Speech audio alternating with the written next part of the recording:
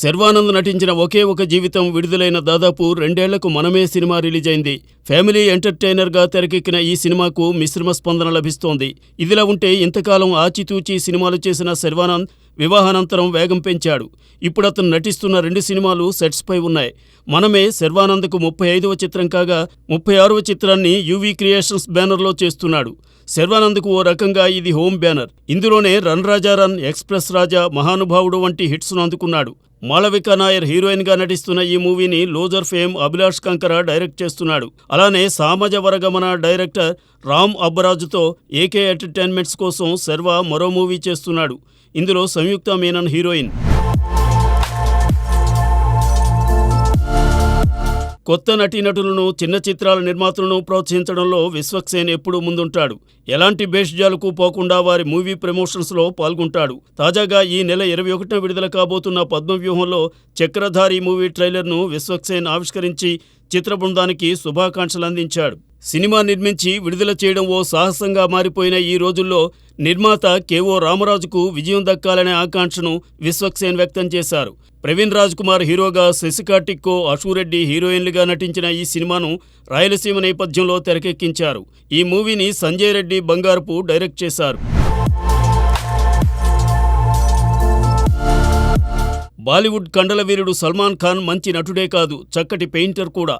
వృత్తిపరమైన ఒత్తిడి నుండి ఉపశమనం పొందటానికి చాలామంది ఏదో ఒక వ్యాపకం పెట్టుకుంటూ ఉంటారు.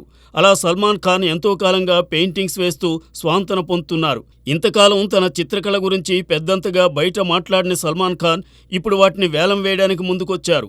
దీని ద్వారా వచ్చే మొత్తాన్ని ఆయన సామాజిక కార్యక్రమాల కోసం ఖర్చు పెడతాడని సన్నిహితులు చెబుతున్నారు. అయితే సల్మాన్ పెయింటింగ్స్ను కొనుక్కోవడానికి భారీ స్థాయిలో అభిమానులు ఆసక్తి చూపిస్తున్నారు. ఇదిలా ఉంటే ప్రస్తుతం సల్మాన్ ఏఆర్ మురుగదాస్ మూవీ సికిందర్లో నటిస్తున్నాడు.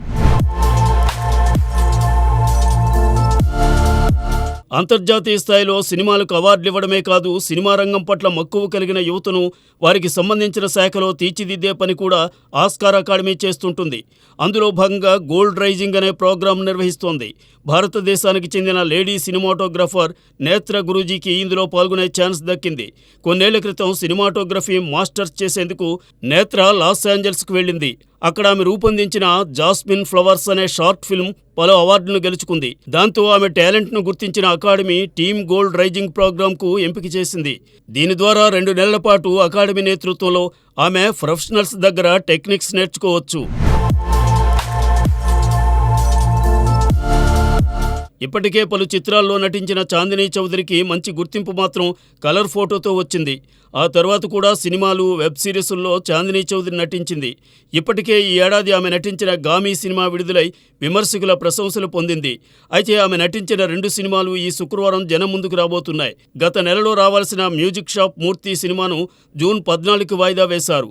అదే రోజున చాందినీ చౌదరి నటిస్తున్న లేడీ ఓరియంటెడ్ మూవీ యావం కూడా వస్తోంది. అంటే శుక్రవారం ఆమె సినిమాలు ఒకదానితో ఒకటి పోటీ పడబోతున్నాయన్నమాట.